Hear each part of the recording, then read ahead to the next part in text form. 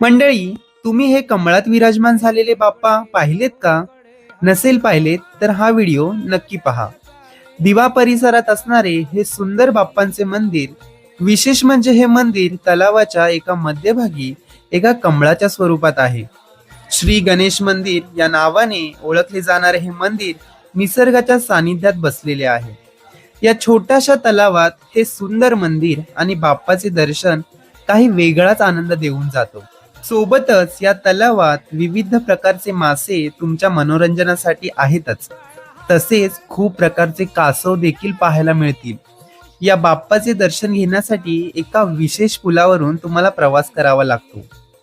निसर्गाच्या सानिध्यात शांत वातावरणात परिवारासोबत निवांत वेळ घालवण्याचा आणि बाप्पाचे दर्शन घेण्याचा आनंद घ्यायचा असेल तर हा व्हिडिओ जास्तीत जास्त लोकांपर्यंत शेअर करा. आणि या बाप्पाचं दर्शन घेतलं नसेल तर तुम्ही सुद्धा या बाप्पाचं दर्शन नक्कीच घ्या.